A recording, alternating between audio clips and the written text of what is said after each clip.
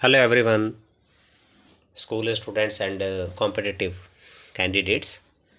And this video will be of a complex sentences. This is a second part of a complex sentences. In first part, and we have studied about the introduction as a subordination or synthesis of complex sentences. इस video में हम आपको बताने वाले हैं कि complex sentence के जो टाइप्स होते हैं वो कितने होते हैं और हम उनके अकॉर्डिंग क्वेश्चन को ज्वाइन कैसे कर सकते हैं। तो आइए स्टार्ट करते हैं। जहां हमने आपको फर्स्ट वीडियो में बताया था कि इसका इंट्रोडक्शन क्या है। हमने कहा था कि 3 टाइप्स के सबऑर्डिनेटिंग क्लोज होते हैं जो कि कॉम्प्लेक्स सेंटेंस कहलाते हैं। तो वो 3 टाइप्स हैं आपके पास में। फर्स्ट है एडवर्ब क्लोज, सेकंड है एडजेक्टिव और रिलेटिव क्लोज, थर्ड है नाउन क्लोज। तो आज हम इस वीडियो में देखने वाले हैं एडवर्ब क्लोज। तो फर्स्टली हम बात करेंगे यूजिंग एडवर्ब क्लोज की, और उसमें भी हम इसका फर्स्ट टाइप देखने वाले हैं क्योंकि हम जानते हैं कि एडवर्ब क्लोज के 9 टाइप्स होते हैं। उसमें पहला हम लेते हैं एडवर्ब क्लोज शोइंग टाइम, यानी वो एडवर्ब क्लोज जो कि टाइम को शो करते हैं। अब आप एक बात पहले फैक्टली समझ लीजिए कि यहाँ एडवर्ब क्लोज को बनाने के लिए हमें सब ऑर्डिनेटिंग कंजंक्शंस की ज़रूरत पड़ती है, और उन वर्डों को यूज़ करके हम 2 सेंटेंसेस को यानी कि 2 क्लोज को ज्वाइन करते हैं, जिनमें से एक तो सबऑर्डिनेट क्लोज होता है और एक मेन क्लोज होता है। तो जिसके साथ में कंजंक्शन ऐड हो जाए जिस सेंटेंस के साथ, वो आपका सब क्लोज होगा, और जो विदाउट कंजंक्शन हो वो आपका मेन क्लोज होगा। So let's start with example. तो देखिए फर्स्ट एग्जाम्पल आपके सामने आ रहा है, the weather will improve, we shall go for a picnic. यहाँ इसका मीनिंग क्या होगा? आप जानते हैं कि वेदर जो इम्प्रूव होगा हम पिकनिक के लिए जाएंगे। तो अब यहाँ पर पिकनिक पे जाने की शर्त क्या है? शर्त है कि वेदर का इम्प्रूव होना। तो हम इस सेंटेंस के साथ में वैन का यूज़ करेंगे। When the weather improves we shall go for a picnic. अब आपने यहाँ नोटिस किया होगा कि वैन के साथ जो सेंटेंस हमने लिया है, कंडीशन वाला जो सेंटेंस लिया है, उस वैन के साथ वाले में वर्ब रही है इम्प्रूव्स, यानी कि प्रेजेंट इंडेफिनिट टेंस, और क्वेश्चन में हमें दिया था फ्यूचर इंडेफिनिट टेंस। तो कॉन्सेप्ट ये कहता है कि जब आप कंजंक्शंस लगाते हैं कंडीशनल सेंटेंस की तरह, टाइम शोइंग जो सेंटेंस है उसमें भी आप क्या करें? प्रेजेंट इंडेफिनिट यूज़ कर लें, और सेकंड सेंटेंस आपका एज इट इज़ रहेगा, we shall go for a picnic. Second में आप देखें, whenever the weather improves and we shall go for a picnic. इस बार हमने वैन के प्लेस पे वैन एवर यूज़ कर लिया है, बाकी पूरा कॉन्सेप्ट एज इट इज़ है। यहाँ पर भी वही इम्प्रूव्स यूज़ किया गया है, the weather improves we shall go for a picnic. Question आप में विल इम्प्रूव बता रहा है, शैल गो बता रहा है। तो ये बात आपको ध्यान रखनी है कि क्वेश्चंस आपका दोनों फ्यूचर इंडेफिनिट से दिया गया है, बट जब आप आंसर उसे बनाते हैं, जो ब्रैकेट में क्वेश्चन के बाद जो कंजंक्शन दिया जाता है उसका यूज़ यहाँ पे दोनों सेंटेंस को ज्वाइन करने के लिए किया जाता है। और यहाँ आप देख रहे हैं टाइम शोइंग कंजंक्शंस में कि वैन के साथ, व्हेनेवर के साथ या एज सून एज के साथ जब आपने जोड़ा कंडीशनल वाला सेंटेंस जो कंडीशन बताता है, उसमें प्रेजेंट इंडेफिनिट का यूज़ किया गया, यानी वर्ब की फर्स्ट फॉर्म का यूज़ किया गया। और उसका जो सेकंड कॉन्सेप्ट है उसमें भी आप देख पा रहे होंगे कि उसमें फ्यूचर इंडेफिनिट यूज़ किया गया। ऐसे ही थर्ड है, as soon as the weather improves we shall go for a picnic. तो यहाँ पे भी आप देख पा रहे हैं कि जब मौसम ठीक होगा हम पिकनिक पे जाएंगे। अब नेक्स्ट आप देख सकते हैं वाइल कंजंक्शंस का यूज़ हम कर रहे हैं। तो there is a life there is a hope. जब जहाँ पे लाइफ है वहाँ पे उम्मीद है। While they were sleeping the thieves broke into the house. तो यहाँ पे पहले ही क्वेश्चन बना लिया जाए कि दे वर स्लीपिंग, वे सो रहे थे और चोर घर के अंदर घुस गए। तो यहाँ पे अगर कंडीशन जानना चाहें कि कब चोर यहाँ पे घर में घुसे, तो पता लगा जब वे सो रहे थे। तो जब वे सो रहे थे तो वो हाउस में घुसे। तो यहाँ वाइल लगा दिया है हमने कि थीव्स ने चोरी कब की थी, तो वहाँ पे कंडीशन निकालना चाह रहा है। तो एक टाइम एडवर्ब को या टाइम कंजंक्शन वर्ड को, सबऑर्डिनेटिंग कंजंक्शंस को हमने कंडीशन सेंटेंस के साथ लगा दिया है। तो ये एक्टिविटी कब हुई, ये इवेंट कब हुआ, ये इंसिडेंट कब हुआ, तब हम कंजंक्शंस लगाते हैं।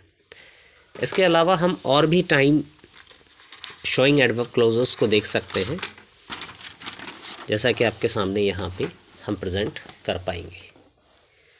ठीक है, और आप ध्यान से देखें, आपके लिए काफ़ी हेल्पफुल वीडियो साबित होने वाला है, जो कि बोर्ड की क्लासेस से रिलेटेड है। 10th और 12th में भी ये आने वाला है, कंपटीशन में भी ये होता है इंग्लिश सब्जेक्ट कैंडिडेट्स के लिए। वो यहाँ पे 3rd grade, 2nd grade, 1st grade, तीनों जो टीचर के एग्ज़ाम होते हैं वहाँ पे भी काफ़ी हेल्पफुल है। अभी आप देख सकते हैं कि 10th और 12th में भी काफ़ी हेल्पफुल है। और 10th क्लास में अगर देखा जाए तो ये जो सेंटेंस हैं ये क्लोज और कॉम्प्लेक्स सेंटेंस के नाम से दिए गए हैं। और अगर क्लास 12th में देखें तो ये जो टॉपिक दिया हुआ है वो सिंथेसिस के अंदर दिया हुआ है। सो आइए वापस शुरुआत करते हैं हम। एग्जाम्पल में देखिए, आप यहाँ पे एक आंसर मेंशन किया गया है, as you sow so shall you reap, कि जैसा बोओगे वैसा काटोगे। तो जब क्वेश्चन आपके साथ होगा तो वो होगा you sow you shall reap, लेकिन जब आप आंसर बना रहे हो तो एज और सो उसमें ऐड कर रहे हो। एज यू सो, जैसा तुम बोओगे, सो शैल यू रिप, वैसा तुम काटोगे। जब हमने आंसर लिखा है सो के साथ तो हमने क्या किया है कि हेल्पिंग वर्ब को पहले लिख लिया है और यू को यानी सब्जेक्ट को हेल्पिंग वर्ब के बाद लिखा है। नेक्स्ट देखते हैं, as I went into his room I found him lying senseless. तो आप यहाँ पे फिर से नोटिस कर सकते हैं कि जब मैं उसके रूम में गया तो मैंने उसको सेंसलेस लेटे हुए पाया, यानी उसमें कोई मूवमेंट ही नहीं है। तो आपने यहाँ पे देखा कि कंजंक्शंस कहाँ लगाना है। तो कंजंक्शंस वहाँ लगाइए जो एक कंडीशंस को शो करता हो या कोई एक्शन घटित होने का कोई टाइम शो करता हो। तो मैंने उसको सेंसलेस पाया, लेकिन कब? जब मैं उसके रूम में गया तब। I have not seen him since I last met him. अब मैंने देखी उसको नहीं देखा या मैं उससे नहीं मिला। कब से? जब से आई लास्ट मैट हिम, जब से मैं उसे लास्ट टाइम मिला तब से मैंने उसे नहीं देखा या नहीं मिला। The boys will stay here, the teacher will return. अब देखिए, बॉयज़ यहाँ पे इंतज़ार करेंगे जब तक टीचर लौटेंगे, तो इसको हमने जोड़ा टिल और अनटिल से। The boys will stay here till until the teacher return. यहाँ आप देख सकते हैं कि बॉयज़ रुकेंगे जब तक कि टीचर रिटर्न होते हैं। तो आप फिर से आप देखते हैं कंजंक्शंस के साथ में प्रेजेंट इंडेफिनिट रखा हुआ है, और जो रिजल्ट वाला है, इम्पैक्ट वाला है, उसके साथ आपने फ्यूचर इंडेफिनिट रखा हुआ है। नेक्स्ट क्वेश्चन है, the patient had died before the doctor came. Question किस तरीके से आता है, यहाँ कंजंक्शन हमने ऐड किया है, बाकी क्वेश्चन आपका the patient had died the doctor केम। अब आप देखें कि पहला एक्शन कौन सा हुआ। पहला एक्शन हुआ पेशेंट के मरने का, ठीक है, और दूसरा एक्शन हुआ द डॉक्टर केम, डॉक्टर के आने का। वहाँ पे हमें एक कंजंक्शन दिया गया है बिफोर। बिफोर का यूज़ हम वहाँ करेंगे जो कि सेकंड एक्शन के साथ ऐड होना चाहिए। अब आप यहाँ पे देखें, द डॉक्टर केम, ये सेकंड एक्शन है, उसके साथ बिफोर लगाया गया। बाकी पहला एक्शन आपके साथ द पेशेंट हैड डाइड, ये है हैड प्लस वर्ब की थर्ड फॉर्म यानी कि पास्ट परफेक्ट, और ये है आपका पास्ट इंडेफिनिट। तो जो सेकंड एक्शन होता है उससे पहले बिफोर लगाना होता है, और जो फर्स्ट एक्शन होता है उसके साथ आफ्टर लगाना होता है। तो यहाँ पे देख सकते हैं, after the patient had died the doctor केम, यानी कि पेशेंट के मरने के बाद डॉक्टर आया। थर्ड सेंटेंस आप देख सकते हैं, बिफोर का यूज़ कहाँ करते हैं, before the doctor came the patient had died. यानी आप फर्स्ट जो सेंटेंस यहाँ पे देखा बिफोर वाला, इसको आप इसकी तरह भी लिख सकते हैं। तो before the doctor came the patient had died. अब आफ्टर वाला जब आपने देखा है तो उसका भी हम देख सकते हैं दूसरा एक रूप, the doctor came after the patient had died. ठीक है, तो डॉक्टर कब आया, पेशेंट के मरने के बाद। यानी आप फर्स्ट सेकंड सेंटेंस को रिप्लेस कर सकते हैं, लेकिन उसका कंजंक्शन प्रॉपर तरीके से लगाना है। नेक्स्ट देखिए, she will inform and before she leaves the city. वो इन्फॉर्म करेगी जब वो शहर को छोड़ेगी, यानी कि शहर को छोड़ने से पहले वो इन्फॉर्म कर देगी। अब आप फिर से देख सकते हैं कंजंक्शन के साथ जो सेंटेंस आता है ना, उसमें प्रेजेंट इंडेफिनिट आता है, और दूसरा वो फ्यूचर इंडेफिनिट आता है।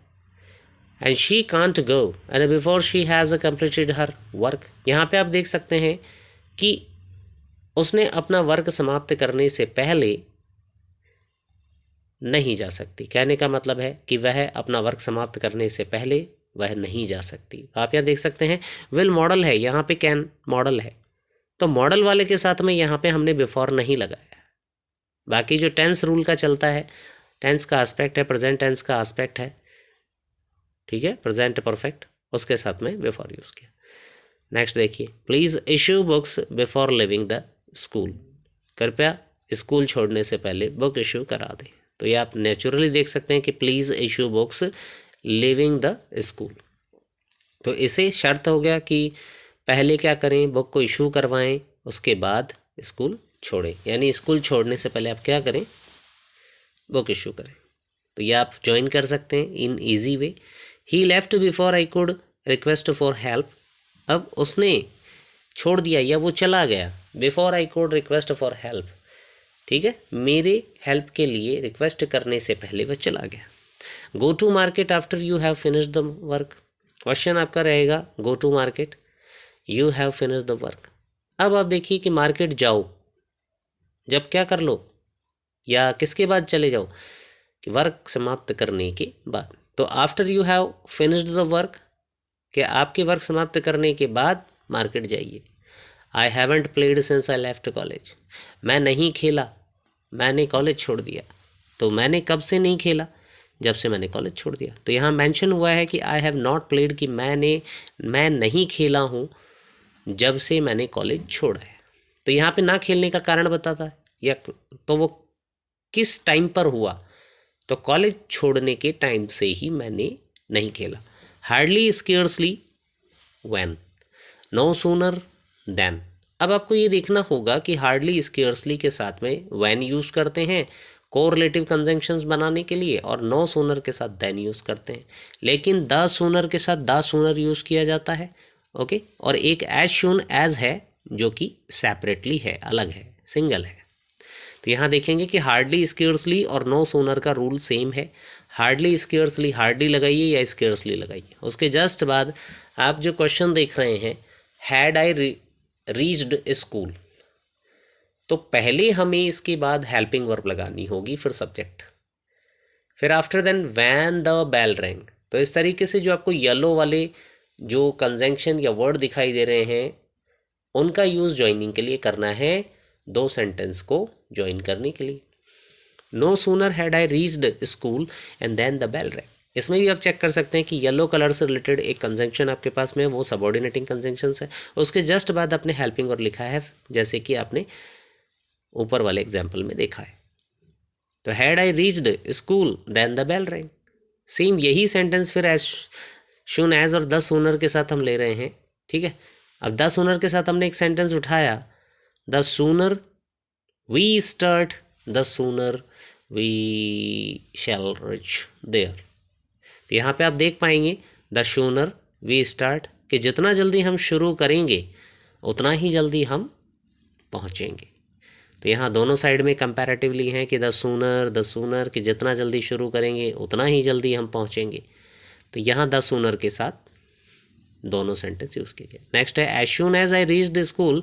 अब देखिए यहाँ पे जैसा स्कूल वाला सेंटेंस दिखाया गया था, लेकिन इसमें हैड पहले आई बाद में, और यहाँ आप देख सकते हैं, ठीक है, हमने देखा कि ये डायरेक्टली सब्जेक्ट यहाँ पे है। As soon as I reached school the bell rang, या अगर ऐसा होता I had reached the school the bell rang, इस तरीके से यहाँ होता।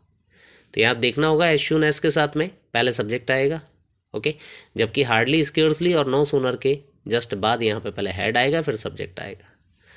Tell me immediately you have any news. यहाँ हमने देखा कि इमीडिएटली भी एक कंजंक्शन के तौर पे यूज़ किया गया।